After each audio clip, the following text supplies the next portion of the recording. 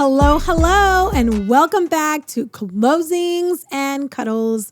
My name is Karen Barrios, and today I am with my co-host, Ray Barrios. What's up, everybody? And today we're going to be talking about Pine Mountain Club, the nearby, far away, most frequently asked questions. Most asked questions, aka FAQ. FAQs, the facts, the FAQs. Yeah, the frequently asked questions. And every time someone comes up, you'd be surprised. You guys probably have a lot of very similar questions. A lot of people are like, "Oh, I feel like I'm uninformed," but no, everybody has the questions, so you don't need to feel bad. We had the same questions when we moved up there as well. So it's just they're called FAQs for a reason because people ask them all the time. So we figured it'd be nice to have a video where all that stuff's kind of centralized. And if someone has 30 minutes to spare, 20 minutes to spare, and they're thinking of moving to PMC, they can probably put this on in the background and see if anything gets asked. I agree. Or you could also, we're going to be doing chapters. I love when you do that, where you could just skip to some of the questions. Mm-hmm. You may know you may already know some information of Pine Mountain Club. So if you live here, if you know somebody that wants to buy property here, if you're a buyer in the market, if you're one of our clients, if you just want to know more about Pine Mountain Club in general, if you're just a follower of ours and love our channel, and we want to tell you all things Pine Mountain Club, and it's really wonderful that we're going to have this in a video, so you guys could just reference it and watch it at your discretion, and you could just go down and follow each question in each chapter. Yeah, it'll be in the description. If you're on mobile, you can just see where each question's at if it's a little hard to navigate the chapters.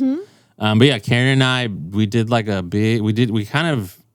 emails, and a lot of people, we always send the email. Sometimes we have like a template, but we had all these questions. We're like, let's just pull the ones from the people that have reached out and they've sent us questions. Let's use those as like the basis to kind of inspire this episode, because those questions are already there. We just need to kind of answer them. I agree. I feel like it was important for us to kind of have a video of frequently asked questions, and we may not get to all of them, and we may not put them in the comment. We'll answer. Yeah, and if there's some that you're like, hey, you didn't answer this, or have you thought about this, or this is one of my questions, and add it, comment down below, write it to us, send us a DM, and we'll make sure to include it on a second episode, because we're all about updating our content as well. And this is version 1 of the frequently most asked questions in Pine Mountain Club, the nearby, far away.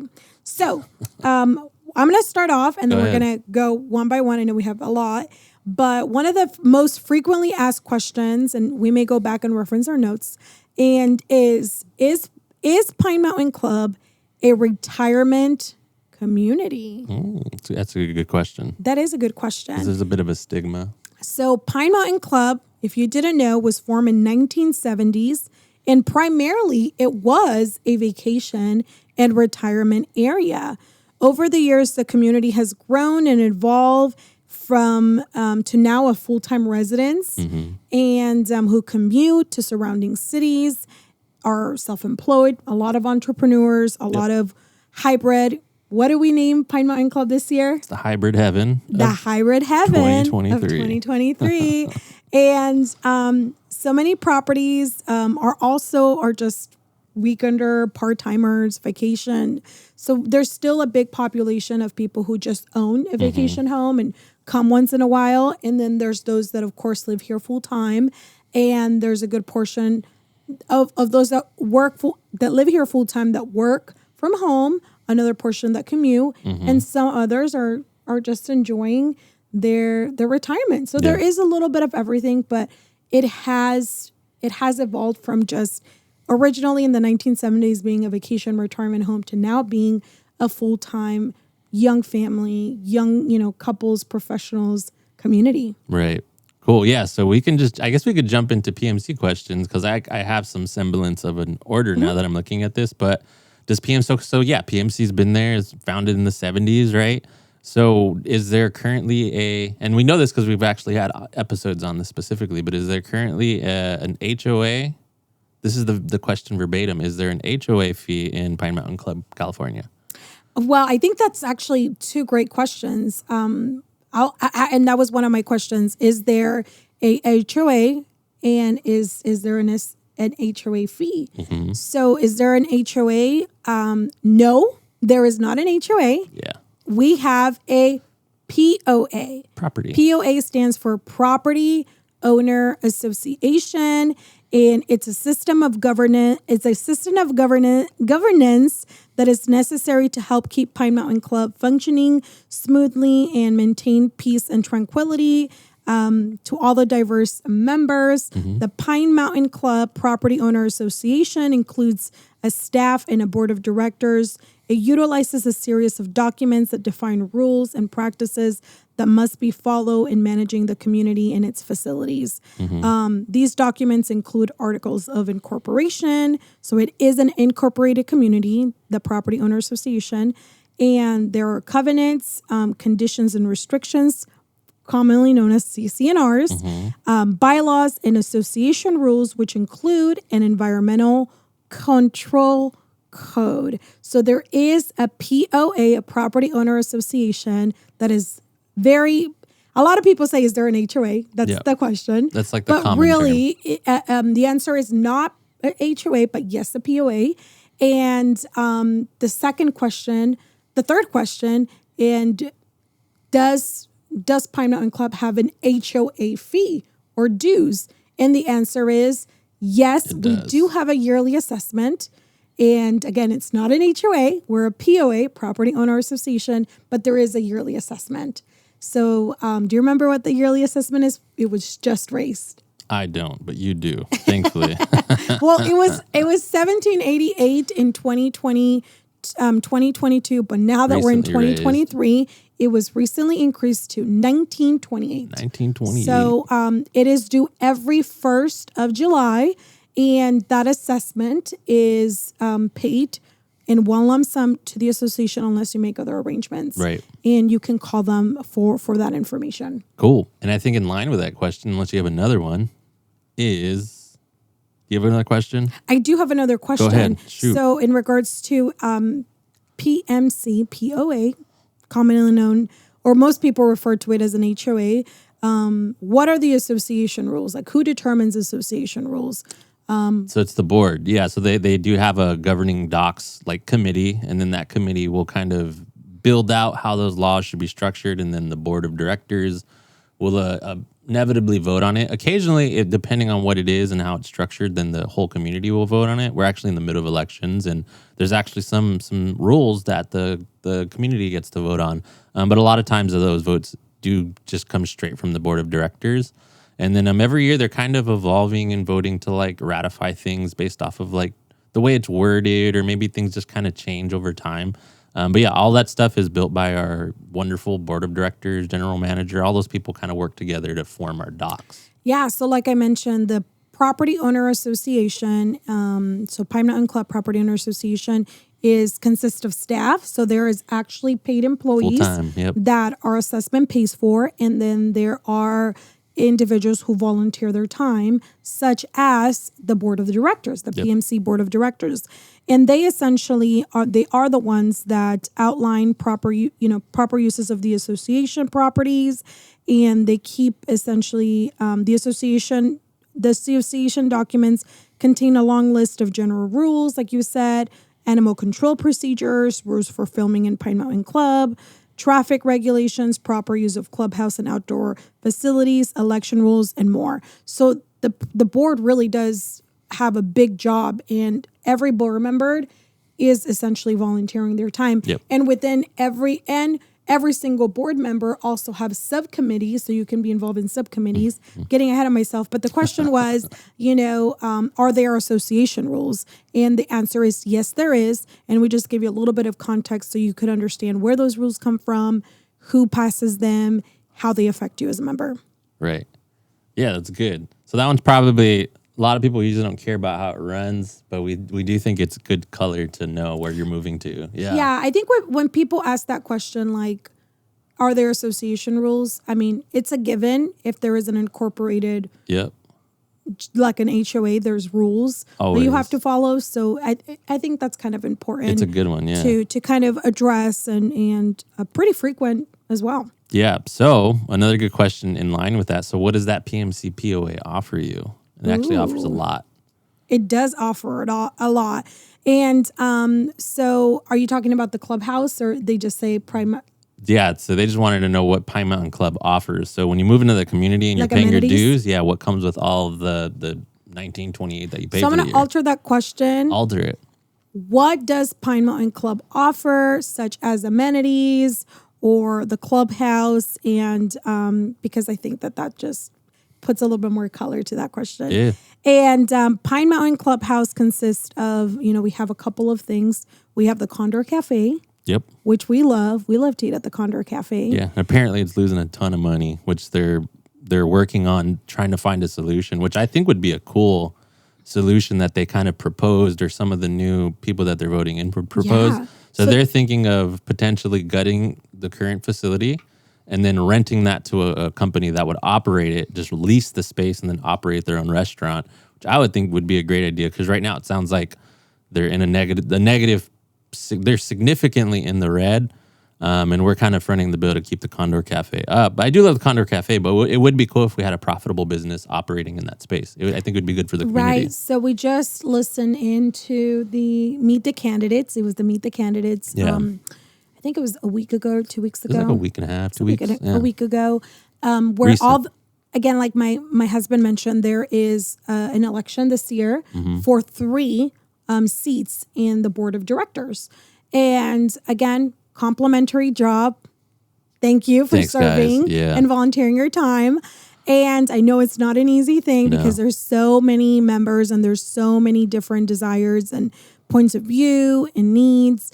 So hats off to all of you. But there's 3 board seats, and there is how many? 1, 2, 3, 4, 5, 6 people running. Was it 6 people or 7? So you got that 1, 2, 3, 4. There's 6 people. 6 people. Yeah. Okay, sorry. We got it. So 6 people running, and this 6 individuals are the ones. 3 of them are going to be elected. We're giving you a little background information as to Meet the Candidate. They mentioned that unfortunately the Condor Cafe is, well, we've known that. Those that live here go to the meetings. If you look at the budget, the finances, you'll see that unfortunately we're negative in the Condor Cafe.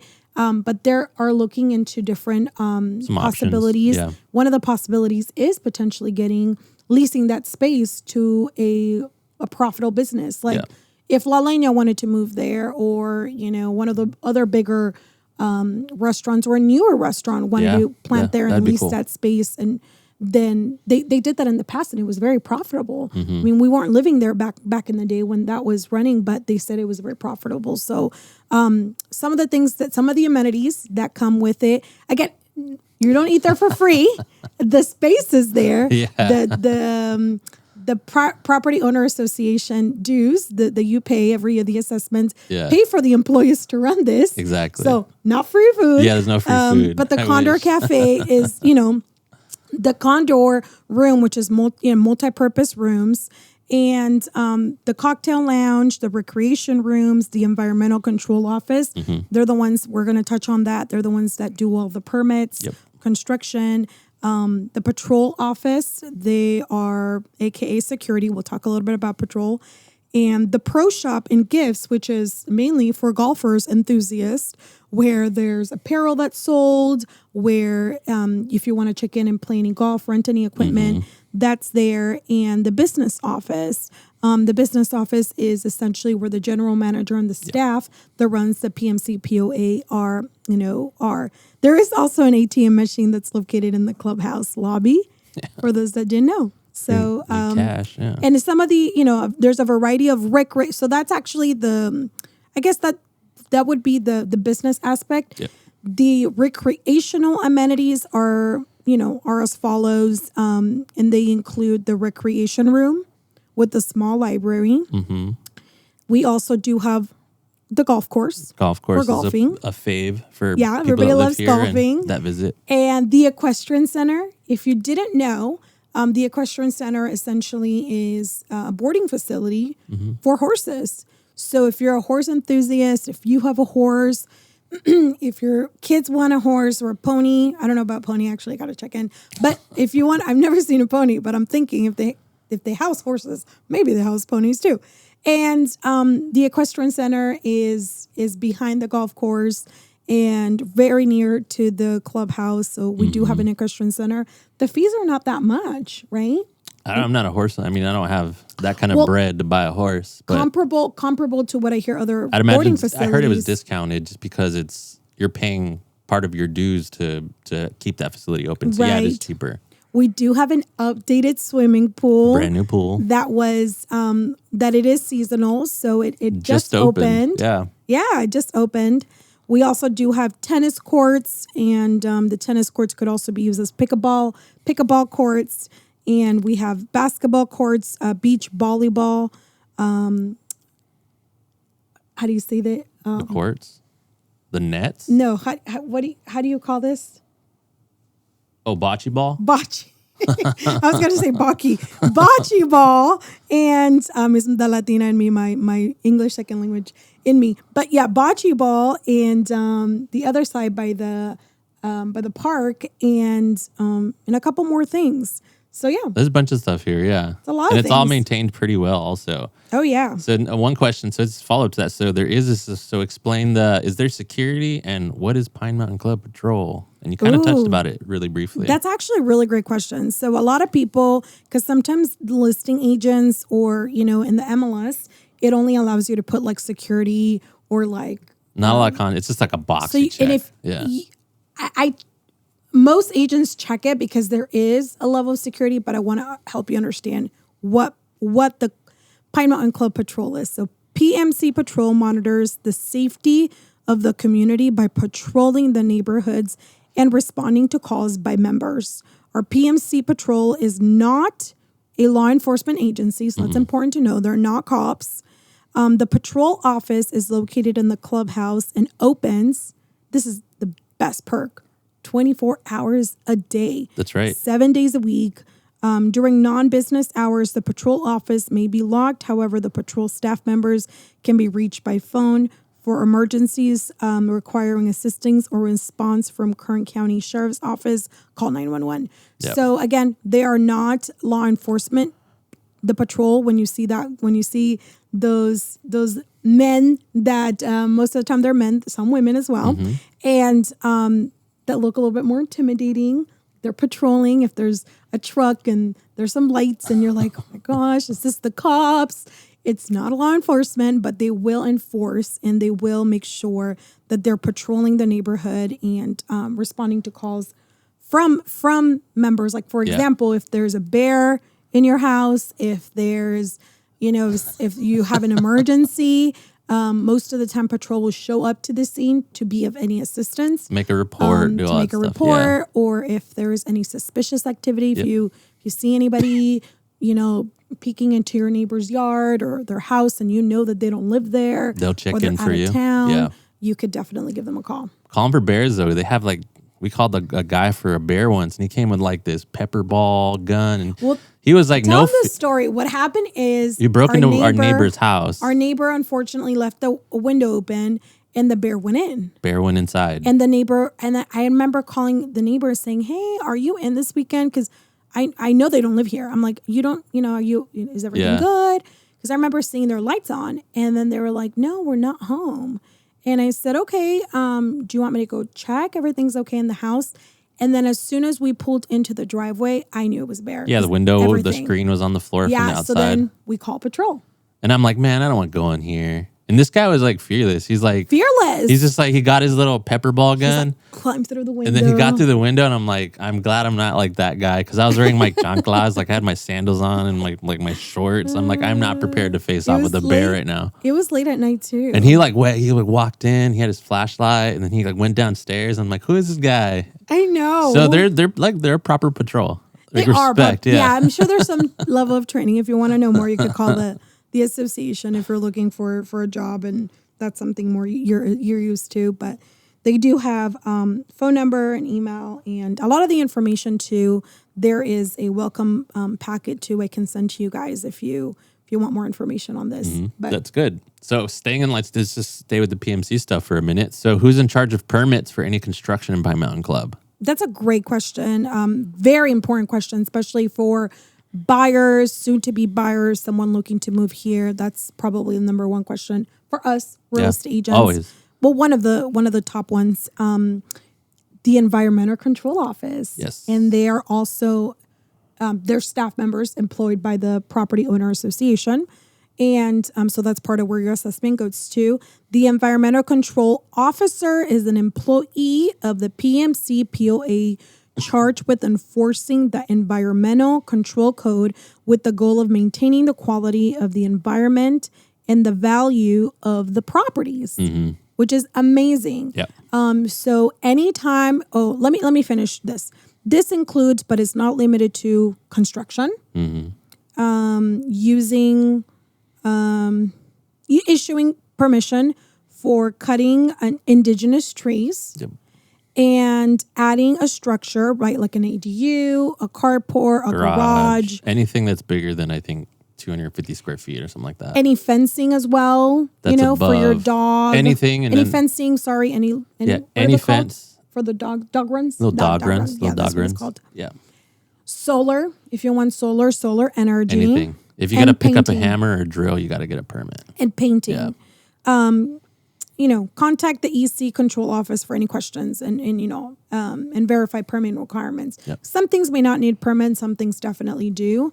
And they're incredible. One of the things that I don't know if most people may not know until they're in escrow, the Environmental Control Office will do an inspection and to make sure that the property, just like it says here, that the owners are enforcing the environmental, codes, the quality of the environment, is being maintained, but also that certain regulations that are passed are being they'll do before and after. So they'll inspect your plans, and then they'll inspect the work once it's finished to make sure everything's compliant. No, I'm talking about that, but I'm talking more about when we're in escrow. They go and do an inspection. Totally. So they do an inspection. For example, we were under contract with our lovely family, the Shaws, and they were buying a property, and that property happened to have white trim and a white door. Guess what? That's not permitted in Pine Mountain Club. You cannot paint your doors white. You cannot paint your trim white. There's certain colors that are approved. Yeah. And that was not one of them. So that was one of the things that came up in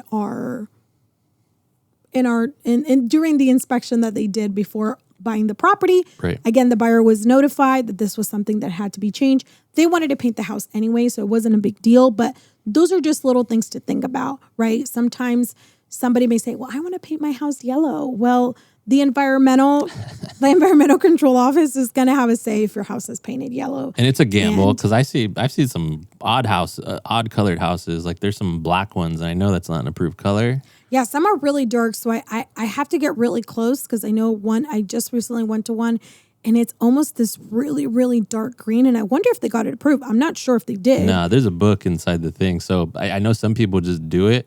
So at your own, obviously, I never advise it because why would you want to repaint something twice? I know. But they do have an approved colors book, and that is in the office. They actually have like little swatches. It's also online.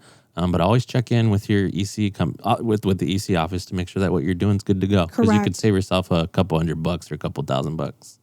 Yeah. So if you want to do you want to do any construction, issuing of any permissions to remove any trees, adding any structure, adding solar energy items, like really any upgrades. Especially now that people have electric cars, they may want to install a charging station. You got to get permission for even that. Even your roof. There's approved roof colors. Yeah. Painting. And so those are all the things that, again, and there's an order of operations. So the EC is just more to make sure everything looks Pine Mountain because they don't want like a random, some super modern house that doesn't. They don't want that because then it makes the neighborhood feel weird. But there's still order of operations. So your plans would still go through Pan Check. They would still go through Kern County. The building process does not change at all. It's just now there's an extra step to make sure that PMC is cool with your build. But for all you builders out there, it's still through Kern County essentially. And it even says in the CCNR, it's like, hey, we don't really know what goes on your side to get inspections and permits. You got to do that in your own time. But before you start building, make sure you check in with us. So it's pretty chill. But yeah, I would always say just check in because just check. Yeah. It's better, better safe than sorry.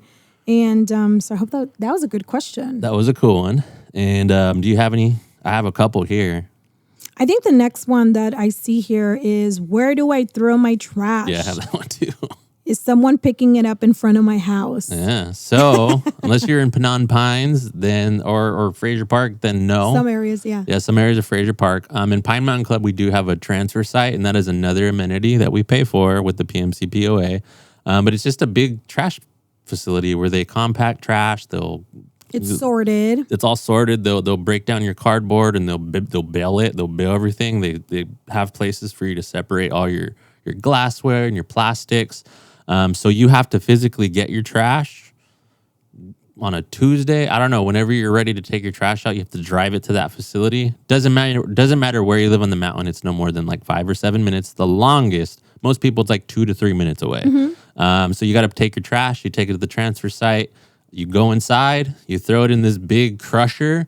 You say hi, what's up to Savon or whoever's working that day. Or Jade. And you say, what's up, everybody? Good to see you. And then you go home. Thank you for helping us. You do that maybe once or twice a week. Yeah. So you physically have to do that. Especially if you go to Costco, you have all those boxes. You have boxes. And the cool thing is though, it's a fast way to get rid of boxes though, because they have the big baler. So you can take a bunch of cardboard. I will say 2 things about this, okay? Number 1, when you're from the city, and because, we were city people, and we were spoiled. Either if you own an apartment or townhome, you have a community, you throw your trash, or they come in front of your house. The dumpster or something. The dumpster, and you're so spoiled, and you're just like, oh, okay, whatever.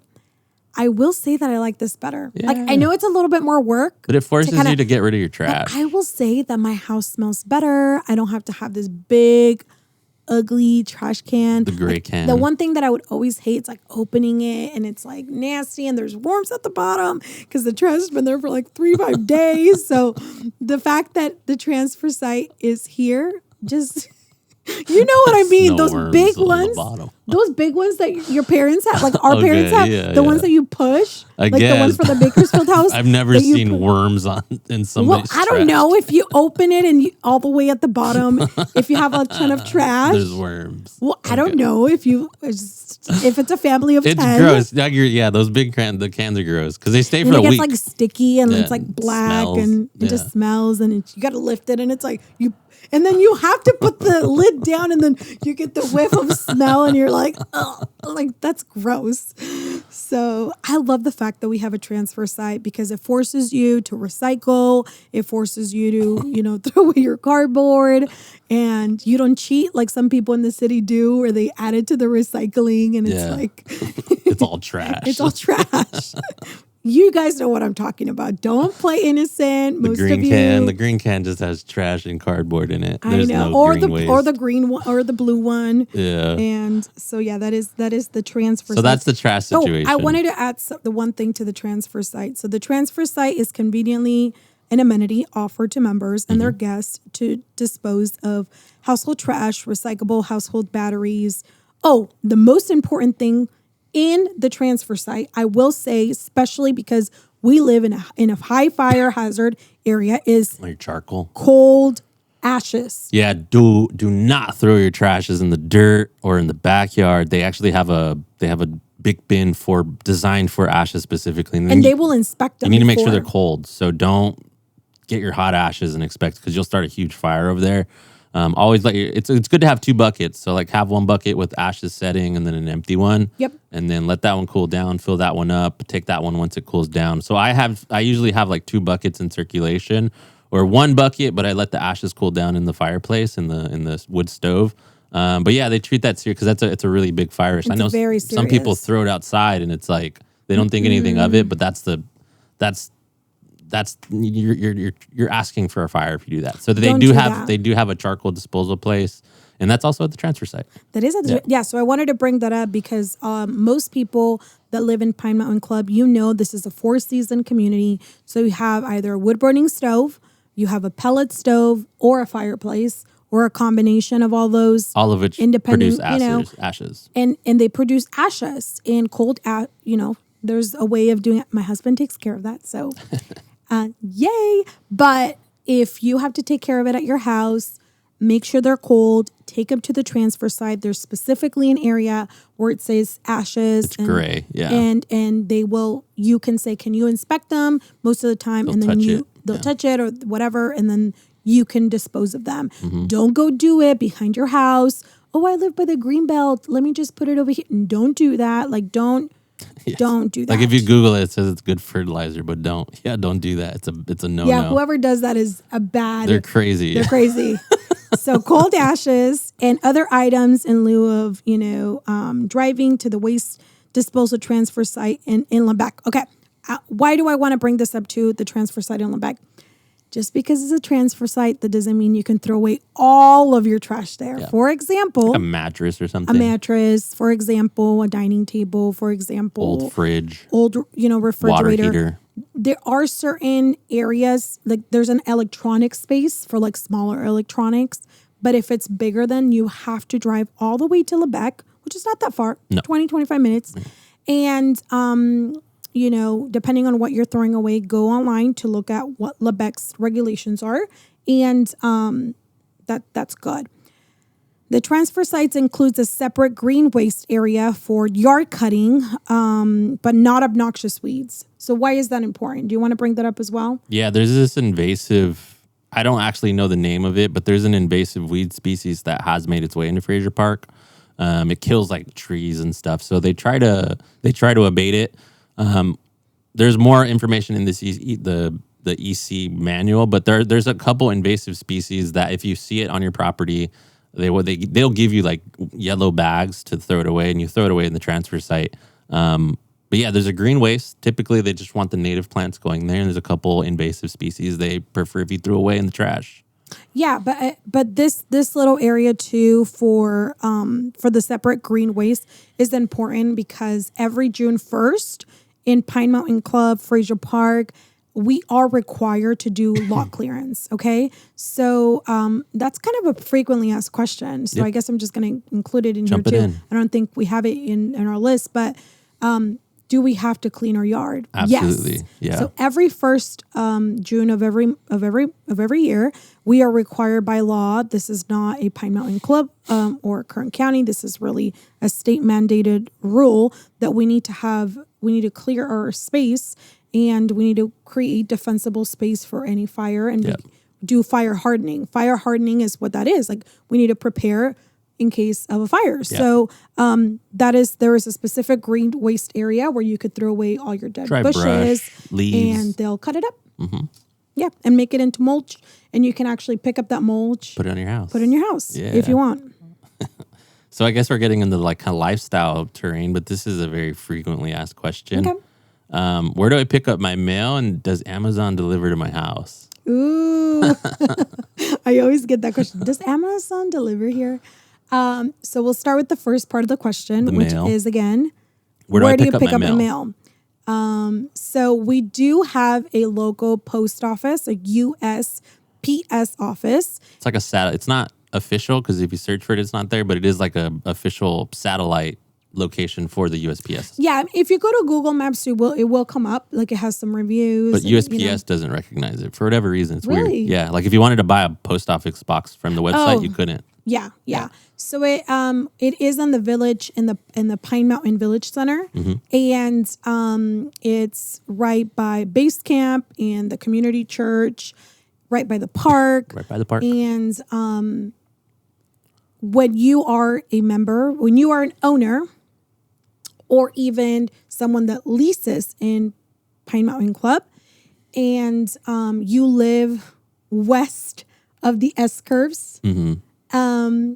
Before or after Voltaire. Mm-hmm. How would you say it? It's after Voltaire. After Voltaire. Yeah. So you drive past Voltaire, Yellowstone. So any properties in Voltaire in that area is what we call East Pine Mountain Club, and that is a Fraser Park. It has a Fraser Park City and zip code designation. So even though it's still Pine Mountain Club, pay your dues there, everything until maybe like Mount Pinos, like whatever houses are in that little specific area, it is a Fraser Park 93225. That area is the Fraser Park post office. Anything past that, it is Pine Mountain Club, and the USPS local post office takes care of your mail. You are granted complimentary of your assessment. I forget the size of the box, but just the standard size is complimentary. Well, you pay for it in your dues, so you don't have to pay for it again. Mm-hmm. You just have to renew. You just need to prove that you live there. That you live there, correct. So if you live there, if you're renting there, then you'll have that proof. But you can't, for example, say, oh, I want to have a P.O. box. Like some people can. And I can be like, oh, I want a P.O. box in Bakersfield. Or in Fraser. I want a P.O. box in Fraser. I want a P.O. box in whatever. And you can have those, but not in Pine Mountain Club. You have to be an owner there or be a renter in that area. So you would go and pick it up at the post office, anything USPS, if it's that carrier. Amazon, I always say, I know sometimes there's those Amazon delivery trucks. No, they do not come. Those don't go out I have not seen personally in Amazon. However, if Amazon uses a UPS, a FedEx, a DHL, one of those bigger carriers, then it will be delivered. Yep. And guess where? Front door. To your front door. Just like the city. That deserves a yay.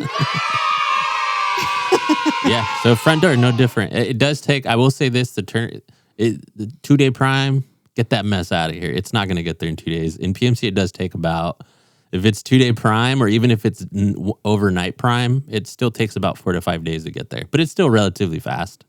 Yes, so the U.S. Postal Service is provided by the Property Owner Association through an annual contract with USPS and only delivers mail on-site to members individual boxes assigned to the 93222 zip code. There you go. So that is why you can't just get that. Members with the 93225 zip code receive their mail at the outer mailbox located west of the intersection at Tyrol Drive and Voltaire Drive. So we keep saying east because we're looking at the map, but it is, according to this, is the west, the west side of Pine Mountain Club. I guess it just depends when you're looking at it, right? Okay. No, that's definitely not east. It's definitely east. It's not west. I think it's west of Tyrol. It's west of it. So it's right it's west of the street. Okay. Visit the post office and complete the paperwork to obtain your box. There is no cost for the regular sized box for members. Like I mentioned, for larger boxes, non-members, there is a rental fee. So the post office is in the Pine Mountain Village Center. And it does have limited hours. So just keep aware that you can't just go, it's 3:00 and I'm going. No, you have to go within the hours. And a lot of the times it's, within a range. Yeah. So that's a good one. So yeah, Amazon does deliver. You guys can still do your Prime. You can still get your packages. You could, for all of you shopaholics, this is not going to interfere with your habits. If anything, you get to enjoy it here in the mountains. So that's a good thing. And I think this one I could bunch up. Let's talk about utilities. So people always ask about what's the water situation? Where do we get electricity? What about wastewater? That's those great. Are always questions we get. Those are great questions. So we'll start off with water. Yeah, water. Okay. So utilities are very important in Pine Mountain Club, especially in a 4-season community. You want to understand the infrastructure because it's a little different than the city. Slightly, for sure. Slightly different. So we'll start off with water. The water company is actually a private company, and it's called the Mil Potrero Mutual Water Company. Yep. A lot of us know it as the PMC. MP. My goodness, I'm getting all wrapped up with all these acronyms.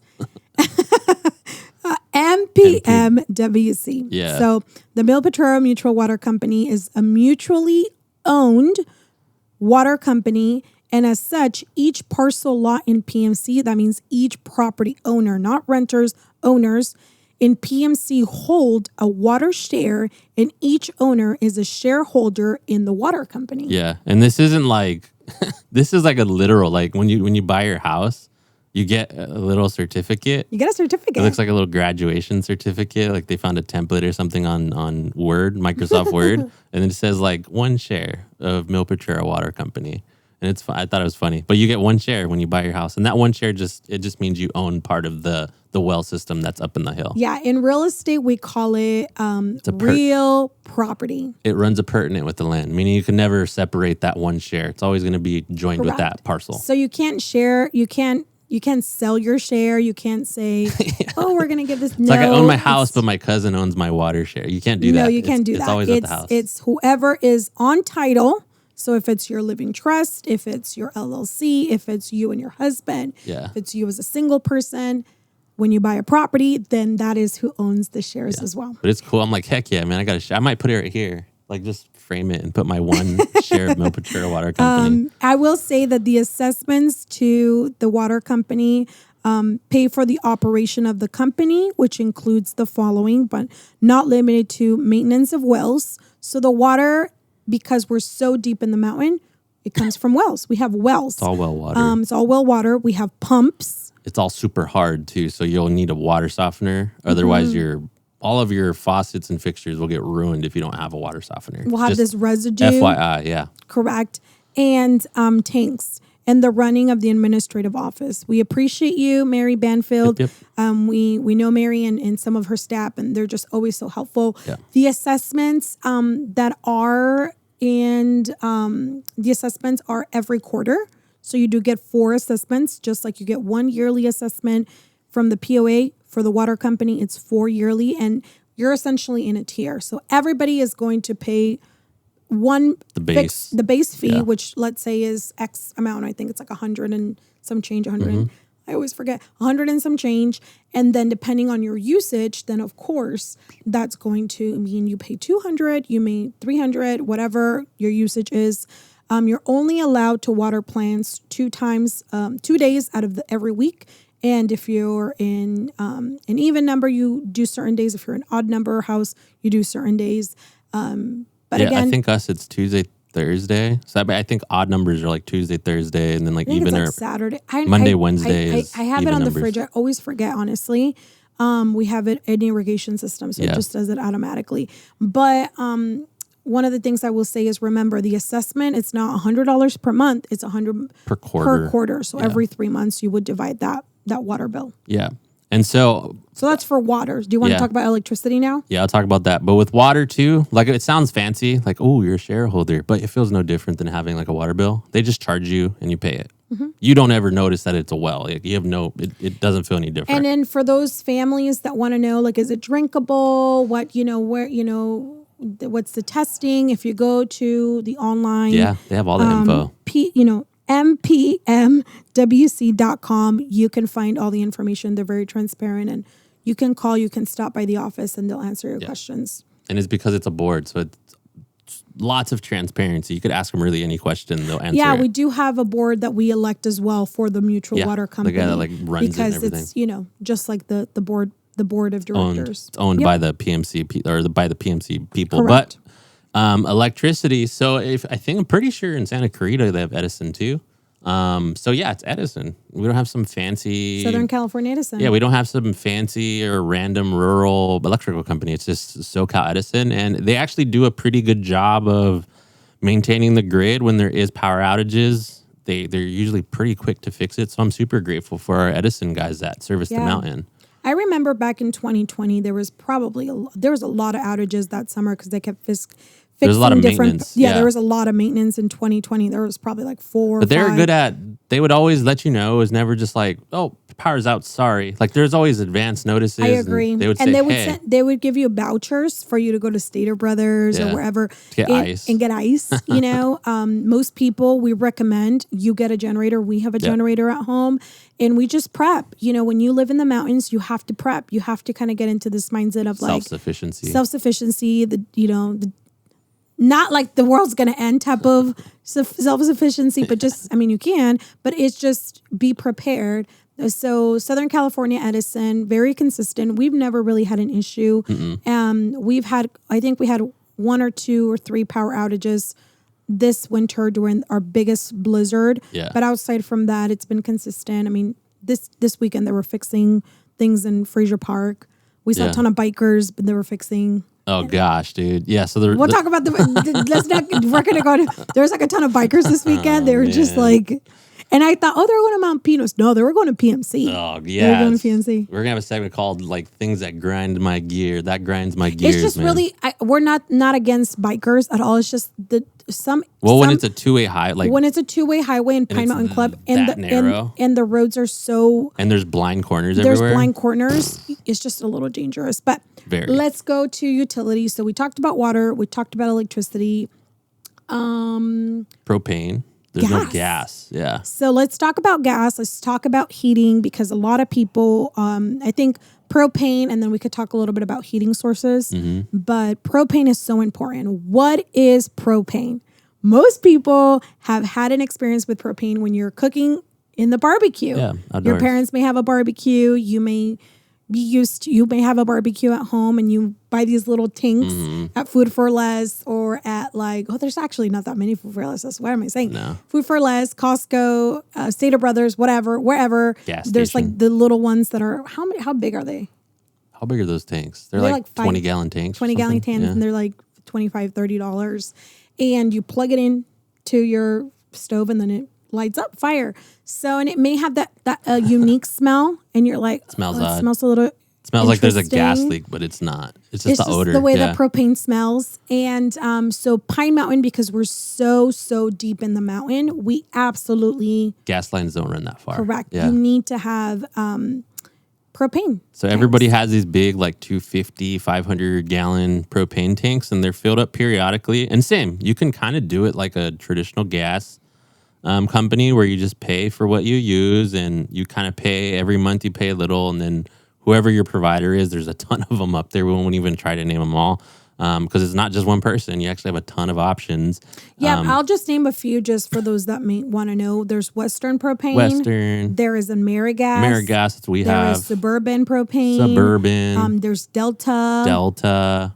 I'm sure you can probably get more. There's probably a couple more. Yeah, it just depends who you want. Those are the most popular and who ones. they service up there. But yeah, you can do payments where you just buy bulk, you use it all up, and then you buy big shipment, or you buy increments. You buy what you use every month. So really, it's kind of flexible. But I will say, right now, gas is so expensive. It's kind of comparable to propane, to be completely honest.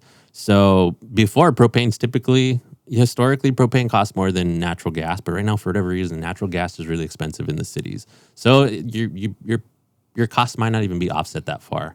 Yeah, I think with propane, I mean, it does. I mean, initially for me, because we have a gas stove, and I think that was kind of important for me because I just was so used to cooking with natural gas that I'm like, I really want a stove. And then when we found our house had propane, and we were super excited about it. But I was excited about it for cooking purposes.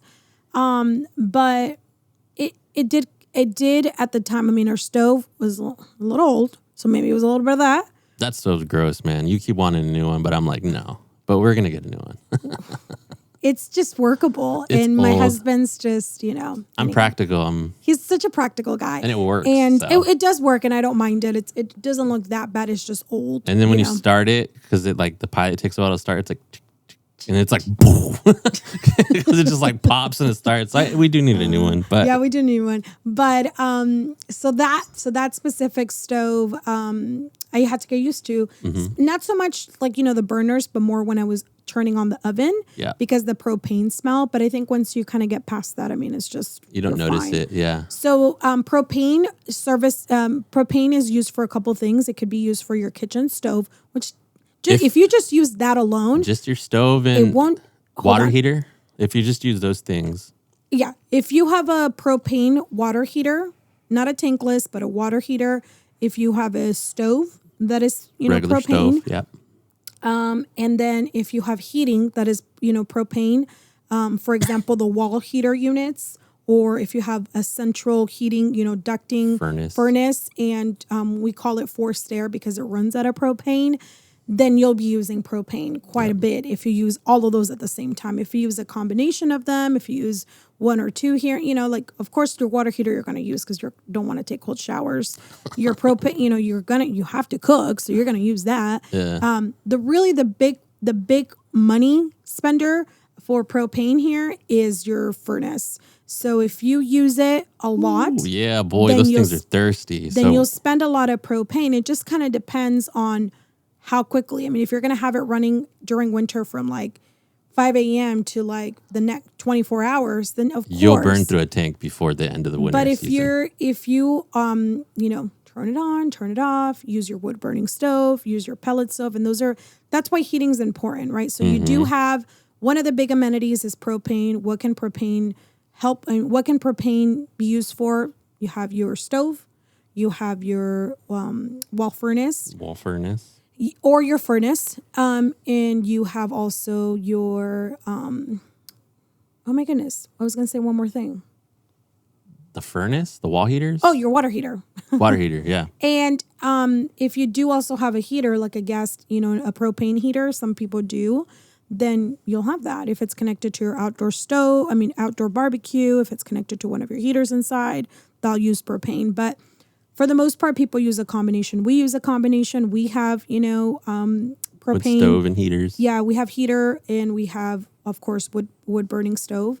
And so, if you have your wood burning stove, you're not going to really have your heater. So that's another way that you can, that cost. Most of the time we encourage people to look into buying it during the fall, right after summer and right before winter, because that's going to be the perfect time where prices, and most companies give you discounts and things. Yeah, totally.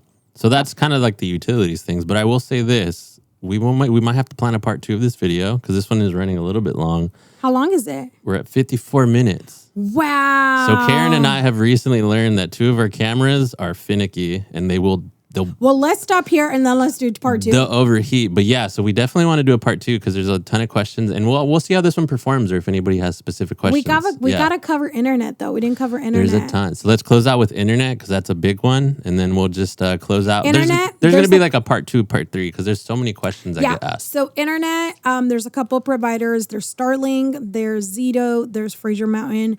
Look into the reviews. Look into what works for you. Yeah.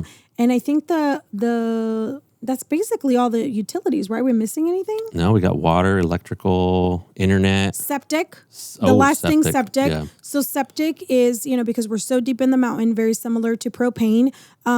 We don't have sewage. We don't have sewers. A lot of people sometimes in Zillow say, oh, but it says sewage here. No, we don't have. As soon as you get off that freeway, any single house is all septic. From the freeway to all the way to Pine Mountain, they're all septic system. That means there is a leach line and there is a septic tank underneath your house. Very, very far. You're not going to smell it. It's not going to come up. I know a lot of people have a concern about that. Until they clean it. You'll smell it when they clean it. And yeah, essentially, they just like the sewage, sometimes when you're walking, there's like these big circular lids that say sewage. They'll remove those lids. In the propane, there's usually 2. And they'll go ahead and, pump it. Pump it means they'll take care of all the waste. We recommend that you do that every 3 to 5 years, depending on consumption. We have great people that do it here in the mountain. And that could cost you a couple $100. Yeah. But you just have to maintain it and you have to make sure. And it's pretty ingenious because it's not like, I guess in your head you think like, oh, that stuff just sits there for years, but it's actually bacteria and the way that water displaces. So it's such an interesting science to how septic systems work. But yeah, bacteria breaks it down, turns into the solids kind of like sink to the bottom, and then the liquids go over the top, and then eventually they go to the leach, and it all goes back into the soil. So it's actually a really ingenious system. It's not like your stuff's just sitting in there forever. It actually, think of it as a big stomach. It's like a big stomach that digests the waste over time, and that's why you only got to do it a couple years because it's constantly breaking itself down. So. Well, this is part 1 of frequently asked questions for Pine Mountain Club, the nearby, far away. Thank you so much for watching. Thank you for subscribing, liking, following our content. Please subscribe to our newsletter. It's the first link, and we'll keep you posted on all our content. We'll keep you posted. We'll catch you in the next one, guys. Bye.